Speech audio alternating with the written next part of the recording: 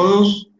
Mi nombre es Javier Ventrici, como bien me presentaron. Quiero agradecerles por hacerme participar de esto, que es muy importante para nosotros, ya que estamos un poquito lejos. Y si bien somos porteños, hace 9 años que vivimos y trabajamos acá en Catamarca, con mi mujer. Bueno, yo soy médico especialista en cardiología, UASAC.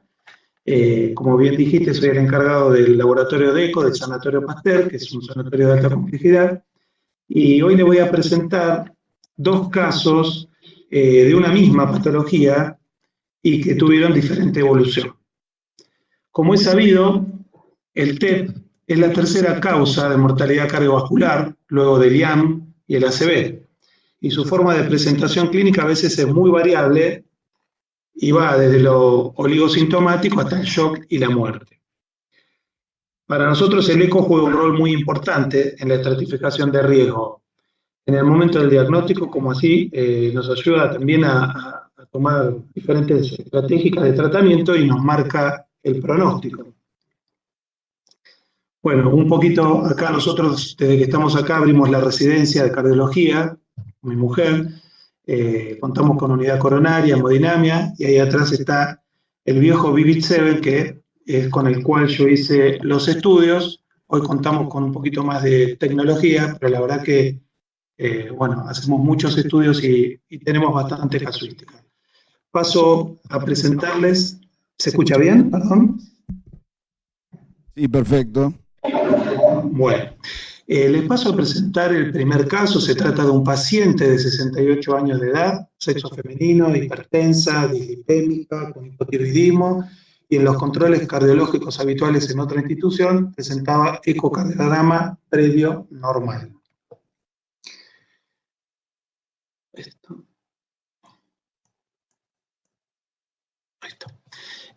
Bueno, en este caso ingresa derivada del Hospital San Juan Bautista, que es un hospital interzonal que tenemos acá en Catamarca, donde ella ingresó llevada por el servicio de emergencia, estuvo internada durante varios días con un cuadro de disnea, interpretado inicialmente como una infección respiratoria.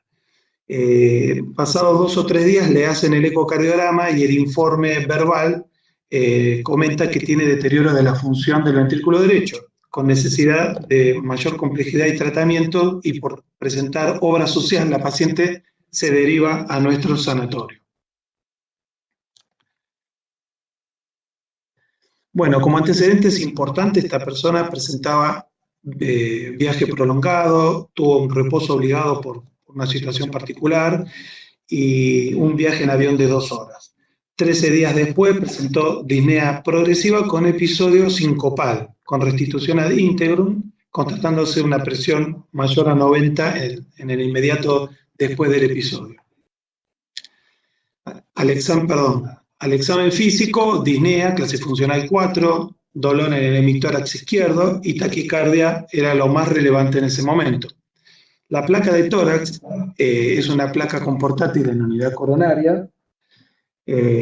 Como ven ustedes, se aprecia que tiene hipertensión venocapilar pulmonar, derrame pleural y una elevación del hemidiafragma derecho. No es una teleradiografía, pero es lo que teníamos en ese momento. El electrocardiograma muestra taquicardia sinusal y la patente S1-QTT3, que hace la sospecha de su cuadro clínico, ¿no? A las pocas horas de su internación presenta bloqueo de rama derecha, que se hace como intermitente y luego evoluciona con alteración de la repolarización en la cara anterolateral. En el laboratorio, en el laboratorio hipoxemia e hipocapnia. Ante la sospecha de tromboembolismo de pulmón se comenzó la anticoagulación con heparina no fraccionada y se solicita al fin el ecodoppler, y ahí entramos nosotros a mostrar algunas imágenes. Espero que esto funcione. ¿Sí? Si se puede ver bien, ahí tenemos un eje corto para external izquierdo, donde el ventrículo izquierdo parece tener tamaño conservado, con buena función, y un gran ventrículo derecho. ¿Se ven bien las imágenes? Ahí tenemos un modo M, donde vemos la motilidad normal septal. En el 4 cámaras, la gran dilatación de las cavidades derecha con hipoquinesia de la pared libre y algo de preservación a la región apical del ventrículo derecho. Con el Doppler color, insuficiencia tricuspidia importante.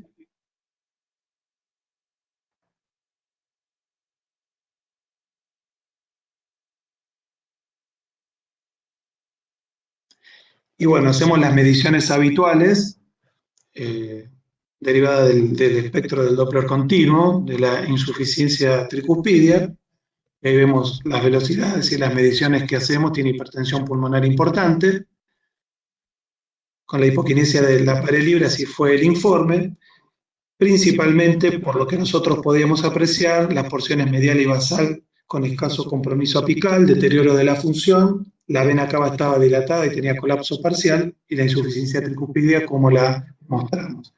Seguidamente, solicitamos la angiotac, y ahora le voy a ir pasando las imágenes para que ustedes puedan apreciar lo que señalan las flechas, el compromiso trombótico que tenían ambas ramas, y si siguen las imágenes, los subsegmentos también estaban comprometidos.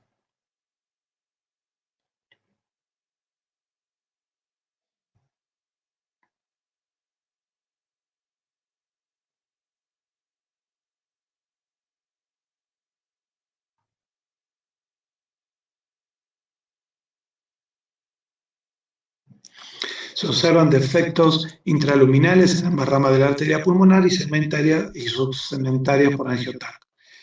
El ecodoppler de los miembros inferiores mostró trombosis a nivel de las venas gemelares internas. El motivo de discusión, el tratamiento a seguir. Nosotros le hicimos trombolisis con streptoquinasa en el esquema que ustedes ven. La pasaron en 2 horas. La paciente mejoró significativamente, se continuó con heparina no fraccionada hasta lograr rango de anticoagulación con acenocumarol. A los días, aproximadamente 6 días, le repetimos el eco ya en vistas del alta, y esto es lo que logramos.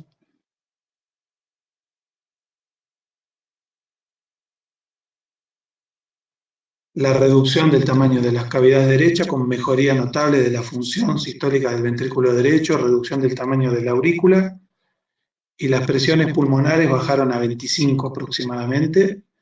Le medimos algunas deformación y strain, y realmente la paciente evolucionó favorablemente. Con la anticoagulación se le dio el alta, y actualmente en los controles sigue asintomática y haciendo una vida normal. Ahora viene el segundo caso.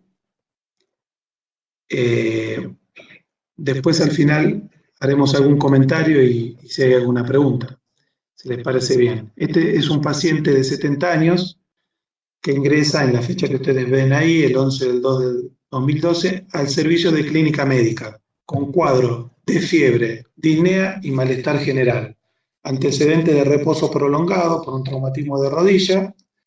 Al examen físico como datos positivos: rales en base izquierda, territorio varicoso en ambos miembros inferiores, infiltrado en base izquierda, y la primera impresión diagnóstica en el servicio de clínica médica fue una infección respiratoria. El paciente persistía con fiebre. Esa es la placa, la radiografía de tórax, donde muestra aumento de la trama bronquial, la aorta está un poco elongada, hay infiltrados y algo de derrame pleural izquierdo. El paciente en los días subsiguientes no mejora, se esperan resultados de los cultivos, presenta en ese interín episodios de hipotensión y síncope. Esto a 3 días de la internación. Repite al día siguiente del primer evento, nuevo episodio sincopal, cuando va al baño, Entonces, a partir de ahí se hace la interconsulta cardiología, el electrocardiograma, se le realiza el electrocardiograma, presenta taquicardia sinusal, una onda S pequeña, QTT3, y trastornos de la repolarización de B1 a B3. Seguidamente le solicitan el ecodoppler, y cuando le hacemos el ecodoppler nos encontramos con que tenemos un paciente similar al anterior, con un ventrículo izquierdo normal, con la motilidad normal del septum y una gran cavidad ventricular derecha.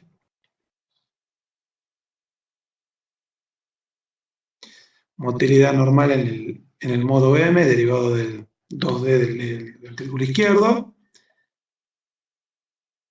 Un eje corto a nivel de los grandes vasos. Subsifoideo.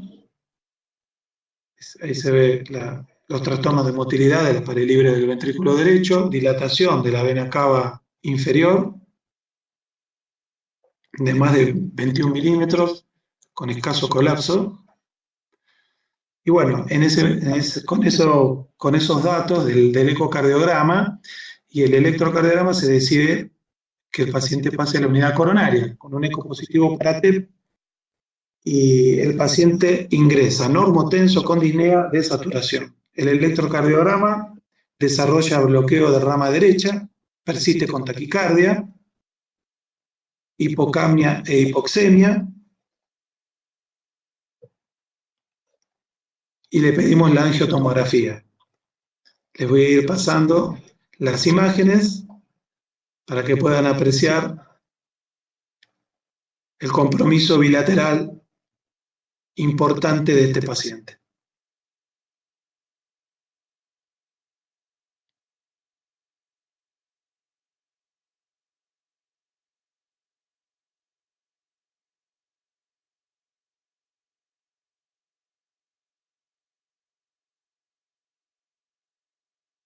Se decide iniciar trombolisis. Una vez terminada la infusión de streptokinasa, el paciente en las primeras horas evoluciona con mejoría clínica. Pero a la madrugada, 3, 4 de la mañana, nos llaman porque el paciente se descompensó y entró en shock. En ese momento le realizamos un ecocardiograma bedside y encontramos el trombo en tránsito que excursiona en la aurícula derecha, que prolapsa hacia el ventrículo derecho a través de la válvula tricúspide.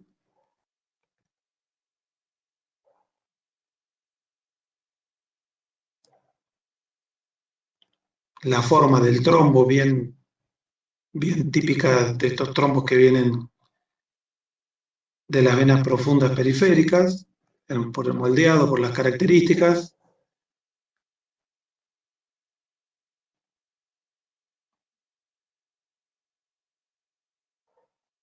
Un poco más de lo mismo, desde el subcostal también vemos lo mismo, que el trombo excursiona de una cavidad a la otra, inclusive metiéndose también en la vena cava inferior.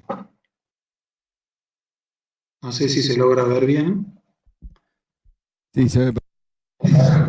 Bueno, me alegro. Otra vez.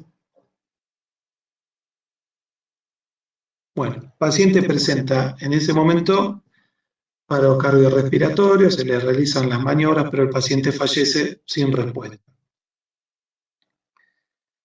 Bueno, un poquito como para, no sé si quieren, yo voy a darle algunas pautas de lo que a mí me parece interesante respecto de la probabilidad de diagnóstica, ya que nosotros hacemos diagnóstico, y no me resulta fácil tratar de resumir la gran cantidad de información que hay, los estudios, registros, lo observacional de todo esto, pero voy a tratar de mostrar algunos que a mi entender son relevantes.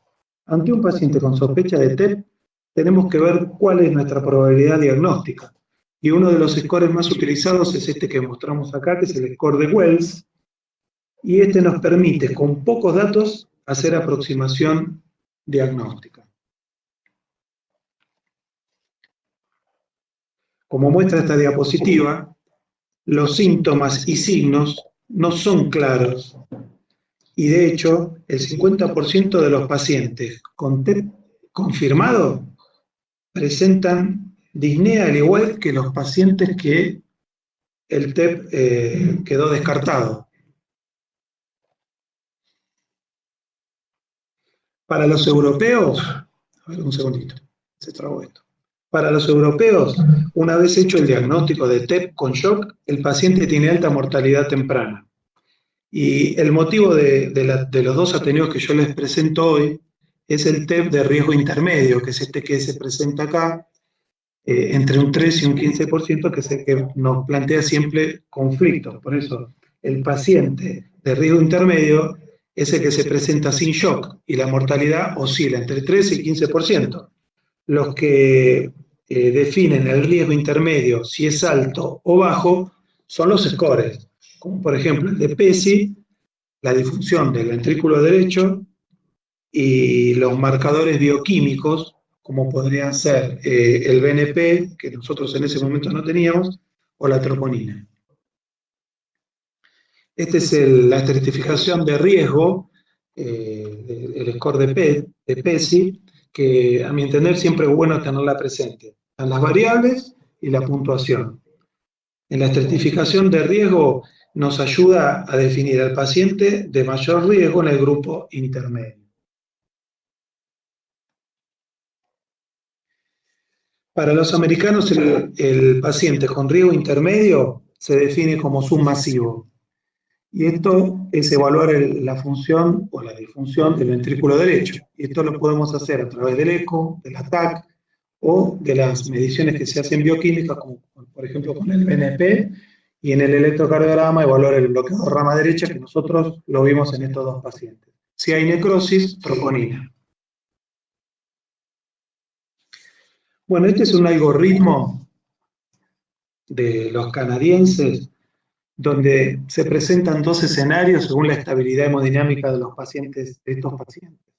Cuando los pacientes están más estables y su presión es mayor a 90, y si tiene baja probabilidad diagnóstica, nosotros con un dímero D negativo estaríamos excluyendo el TEP. Si la probabilidad es alta, los canadienses directamente pasan a la angiotac. En el otro escenario, a la derecha, los pacientes que están más inestables, que tienen presión menor a 90, ellos directamente le hacen la angiotomografía, lo que nosotros, en nuestro caso, hacemos el ecocardio porque lo tenemos más accesible, pero de todas maneras, pacientes con baja, con una PA baja y un eco normal, estaríamos descartando de esta manera el tromboembolismo de pulmón. Bueno, con respecto al tratamiento, es claro el beneficio que tienen los trombolíticos en el TEP masivo, pero no de la misma manera en el submasivo como lo muestran estos registros. Como ustedes pueden ver acá, está remarcado en rojo las diferencias que hay en el submasivo. En el masivo no tenemos dudas, pero en el submasivo la cosa se pone diferente. Pero hay registros más actuales que vemos en esta placa, en esta diapositiva, más reciente, que la mortalidad relacionada al TEP disminuyó del 3.4% en el 2001 al 1.8% en el 2013.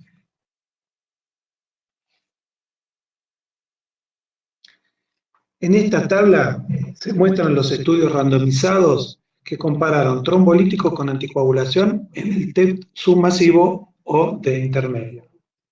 La mayoría coinciden en que la disminución de la mortalidad y mejoría de los parámetros hemodinámicos del VD y la presión sistólica en la arteria pulmonar a corto plazo. El más importante de estos trabajos es el que está remarcado en rojo, se llama Peito, y es porque incorporó un número importante de pacientes que fueron más de 1000.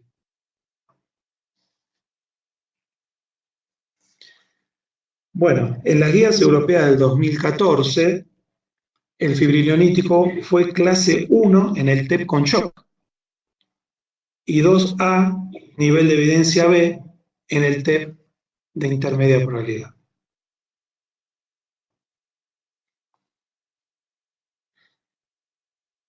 Bueno, en esta diapositiva, ya desde hace varios años, como muestra la fecha acá abajo, el 2008, vemos la relevancia pronóstica que tiene el compromiso del BD.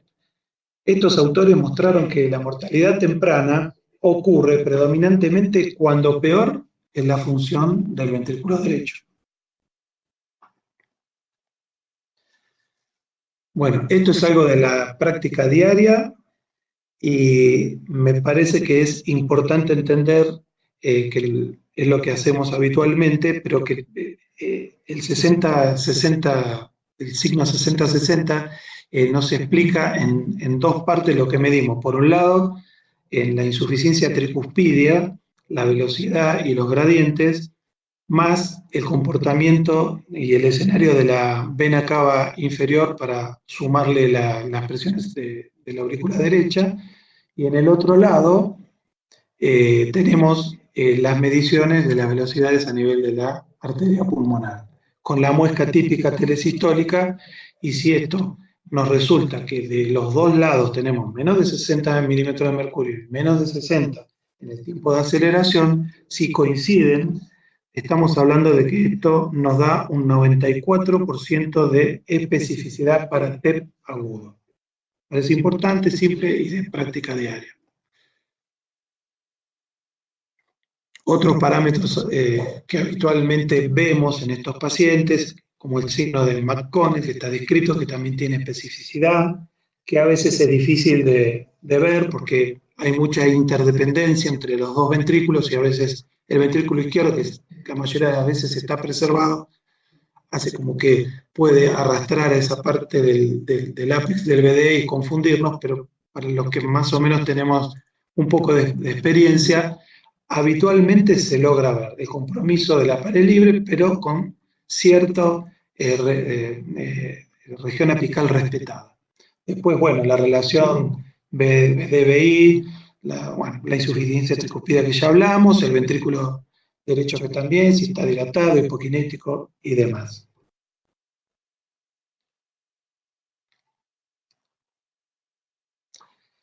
Bueno, esta diapositiva es un poco a propósito de los dos casos que presentamos. Este es un registro multicéntrico en pacientes con trombos cardíacos derechos que mostró mayor mortalidad entre pacientes que tenían presión normal con disfunción cardíaca derecha. ¿Cuántos fueron visualizados los trombos cardíacos? 16 versus 7%. Sin embargo, ninguna característica particular de los trombos parece predecir la mortalidad. O sea, las características como el que vimos, si tiene formas o movilidad o la textura difiere. Dado que los trombos en el corazón derecho son un hallazgo raro. Este metaanálisis con más de 15.000 pacientes mostró un 3% de hallazgo de trombos en cavidades derechas. La presencia de trombos cardíacos es importante porque fue un factor predictivo independiente, ¿no?, de mortalidad a los 30 días. En nuestro caso, bueno, fue un poquitito antes. Bueno, en nuestra comunidad de ecocardiografistas vemos permanentemente cómo va evolucionando y las técnicas van apareciendo, nuevas técnicas, y asimismo las empresas van equipando a los ecógrafos con nuevas tecnologías. El trabajo de estos italianos muestra, en este caso, la utilidad en el TEP submasivo evaluado con 3D. Evalúan la función del ventrículo derecho en 3D y hacen strain longitudinal de la pared libre. Se evaluó a los pacientes en agudo y con un seguimiento a 6 meses. El análisis multivariado dio con significancia estadística.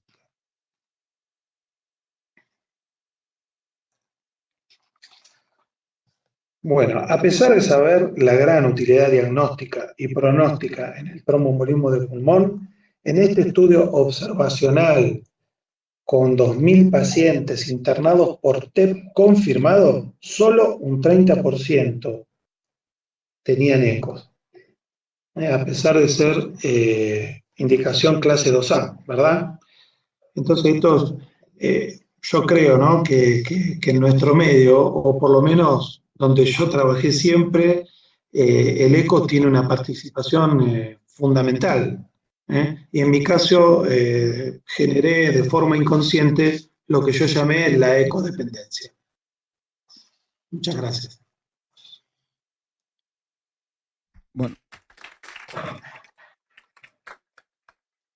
muchas gracias, Javier. No sé si alguien en el auditorio quiere hacer alguna pregunta.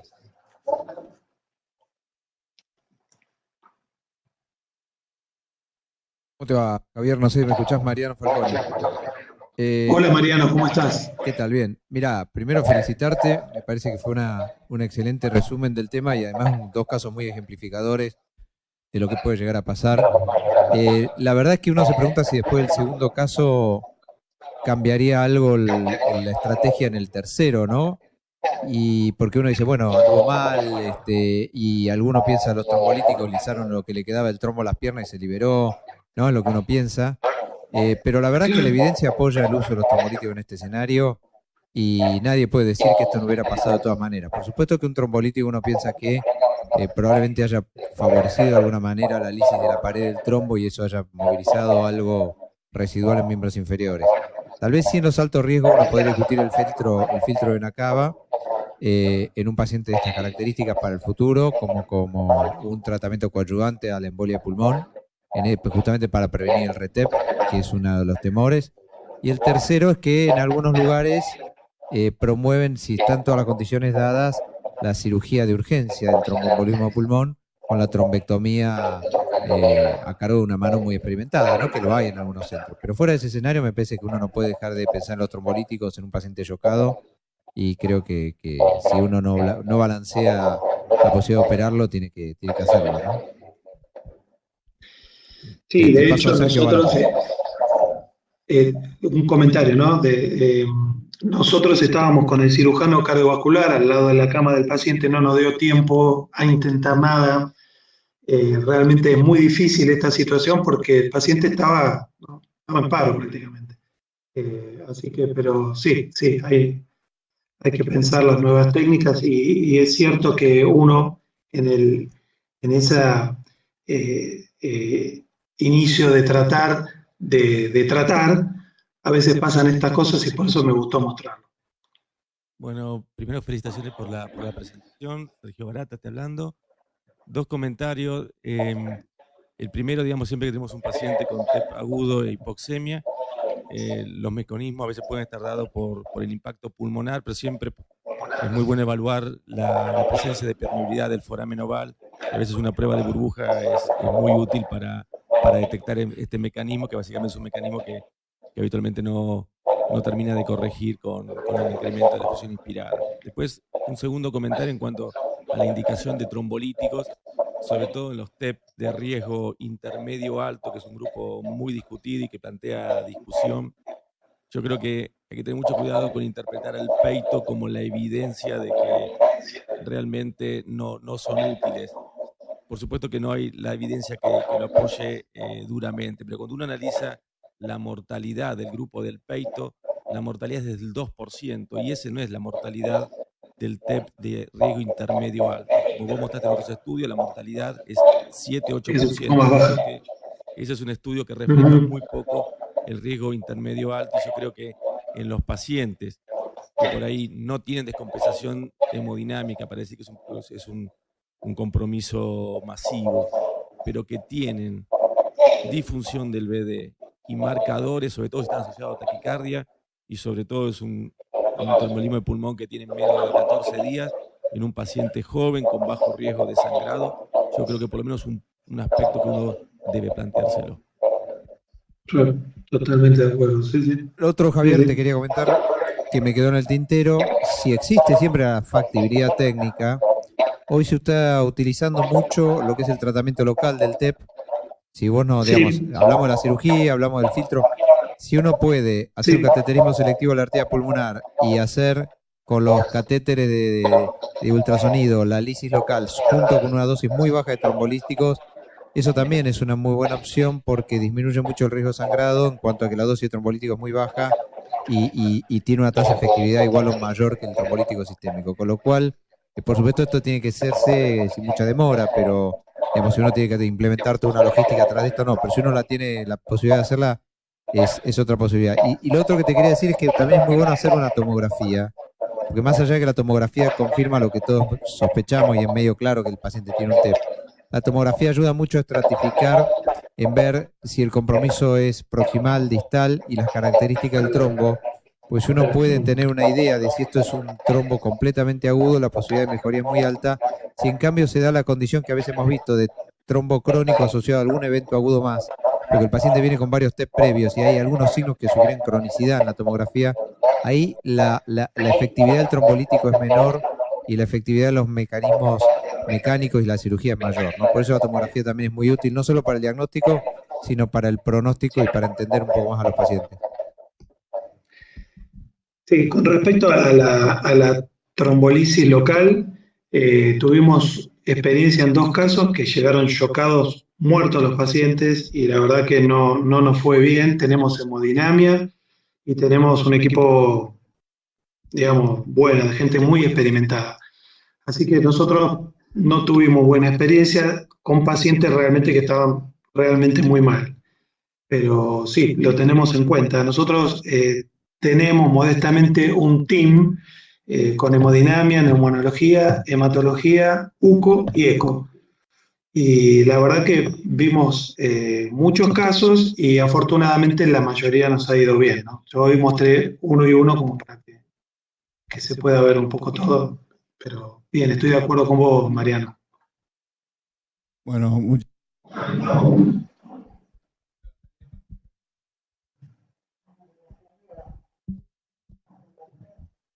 hola Javier.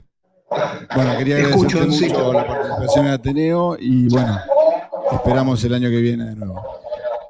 Cómo no, muchas gracias, saludos a todos, gracias por todo.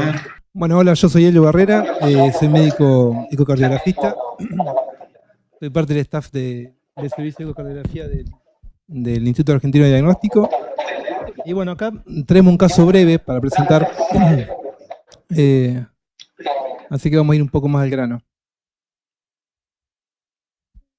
Bueno, este es un paciente masculino de 37 años, que en 2014, desde 2014 tiene diagnóstico de una válvula aórtica bicúspide con una IAO sintomática que progresa a severa en 2017. Tenía un ventrículo ya algo remodelado con un diámetro diastólico de 60, un sistólico de 37 y una fracción de eyección que, bueno, esto todo determinado por bidimensional, que pasó de 68, 65, 59. Bueno, es referido para una cirugía electiva, él estaba asintomático, una cirugía programada. Bueno, por la edad del paciente, la ausencia de factor de riesgo cardiovascular, se decide hacer un angiotac para descartar la enfermedad coronaria y para revisar bien las dimensiones de la raíz aórtica, porque había algunas discrepancias por ahí en algunas mediciones. Y bueno, el 17/5 se hace el reemplazo valvular con una prótesis mecánica, número 27. Al postoperatorio lo cursa con un síndrome de respuesta inflamatorio, postcirculación extracorpórea, pero en líneas generales evoluciona bien. A los pocos días evoluciona con un cuadro febril, con una mediastinitis por enterobate cloacae. En ese momento se descarta que no haya coexistencia o que no tenga una endocarditis bacteriana, así que se le hace una ecografía transesofágica. No hay evidencia de endocarditis. Se procede a la toilette y a la plástica external y el paciente evoluciona bien y se va y es dado de alta.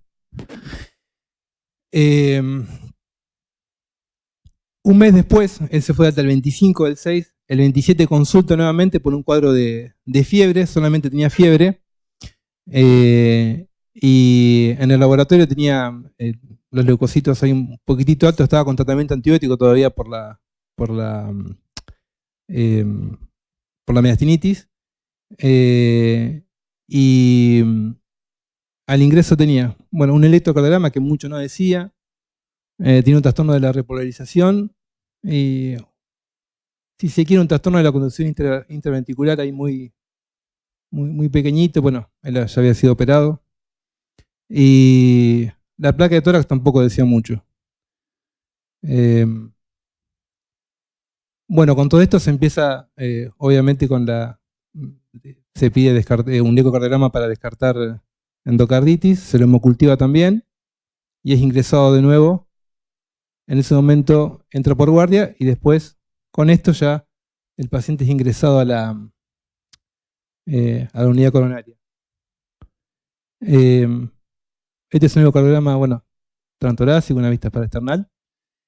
Y no sé si, bueno, si acá lo ven todos, tengo una imagen ahí ecolúcida. Ahora hay una con color. ¿Acá? Eso está a nivel del seno coronario derecho, se ve bien ahí.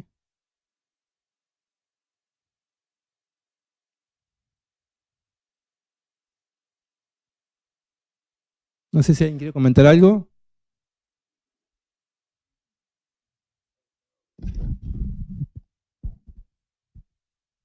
Bueno, acá está lo que llamamos.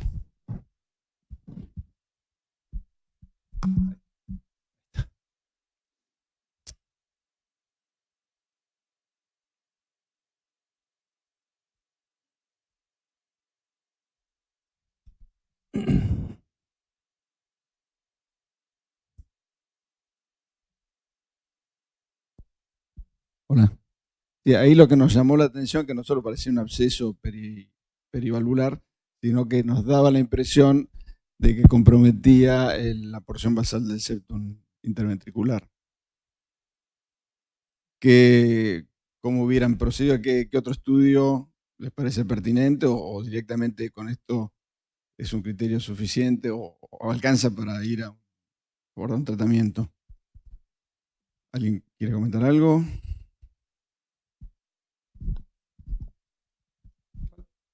Falta la imagen del trans, creo, ¿no? Ahora viene. Es una endocarditis precoz, posoperatoria, con una prótesis mecánica, con un absceso drenado, con trombo activo, con una imagen de vegetación grande, móvil. Me parece que es un paciente para reoperación y nuevo reemplazo valvular, ¿no?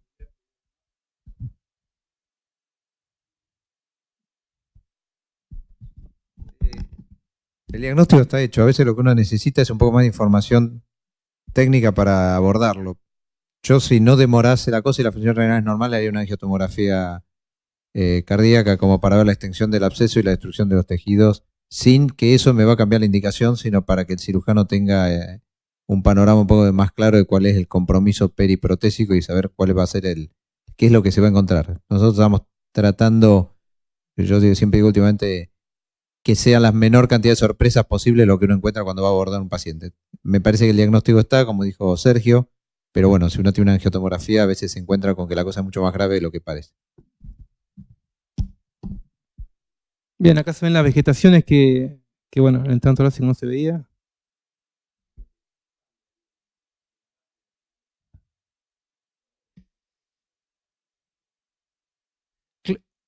Sí, la verdad que bueno, ahora por ahí la tomografía aclara un poco más las imágenes, porque este es el transesofágico que hiciste vos, ¿no, Gabriel? Acá el artefacto un poco de la válvula, porque en el tracto torácico se veía que estaba el seno a la altura del seno coronariano derecho, lo que veíamos, y más en relación con el septum, y no tanto la fibrosa mitral-aórtica, que esto parecía que estaba más engrosado por el hematoma del implante valvular. Entonces, acá se ve mejor, ¿no? Acá se ve mejor la lesión. No, parecía, pero no estaba. Lo que llama no es que llame la atención, pero lo que yo esperé ver mejor, la definición del transesofágico, en realidad se veía mucho mejor el compromiso del septum en el transtorácico. Es importante definir, porque uno tiene una prótesis mecánica, eso genera mucha sombra atrás. Entonces, toda estructura anterior se ve mejor en el transtorácico, y eso es el seno derecho. Y claro, ustedes tienen claramente mejor visión por transtorácico, porque por transofagio la sombra de la prótesis tapa toda la imagen que tiene. Por eso es importante. El problema de la ecografía es que está limitada en cuanto a la resolución espacial en la región perinterés. Por eso yo te digo, la tomografía a veces te muestra un compromiso mucho mayor de lo que parece tener ahí, más allá de que el diagnóstico está claro, ¿no? Claro. Sí, lo que pasó con la sombra acústica, que no dejaba ver esta imagen que podría que se ve mejor, y que en la tomografía ahora se ve mucho más claro. Bueno, acá se ve bastante bien. Ahí se ve bastante bien. Y acá, bueno, esta es más de lo mismo, y acá viene la imagen. A pedido del público se le hizo la tomografía. Y acá se ve clarito el compromiso a nivel del septum basal, ¿no? ¿Está bien claro ahí?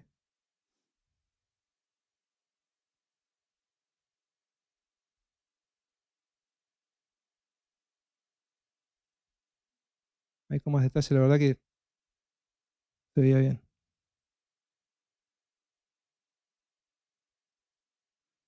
Bueno,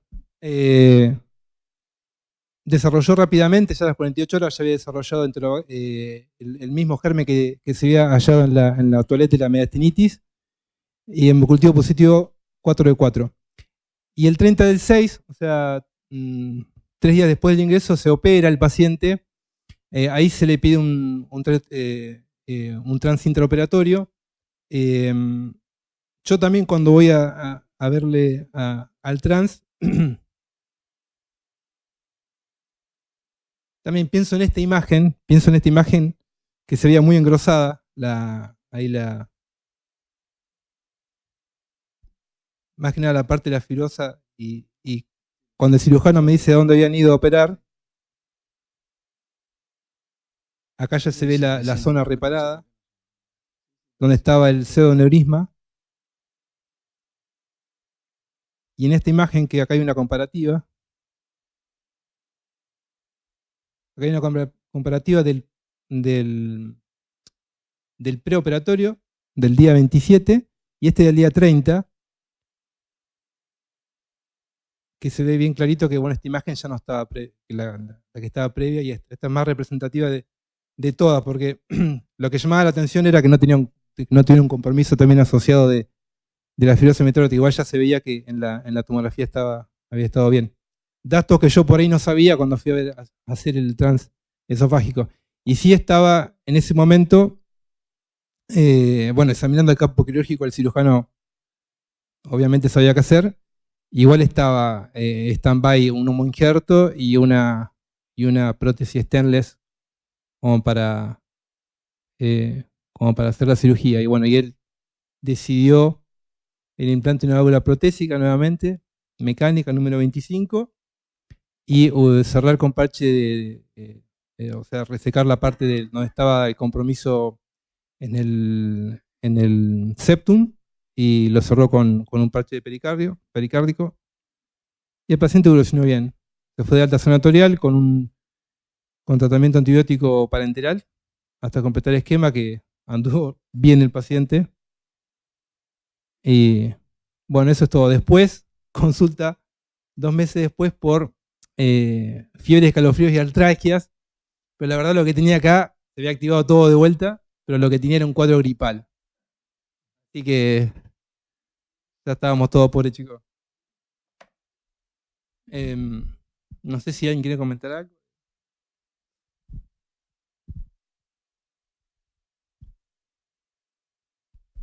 Bueno, muchas gracias, Celio. Bueno, un poco quería mostrar este caso, la imagen interesante del compromiso septal, que bueno, ya lo hemos visto en algún ateneo hace poco acá, también se mostró un caso que comprometía mucho más un absceso que comprometía mucho el septum.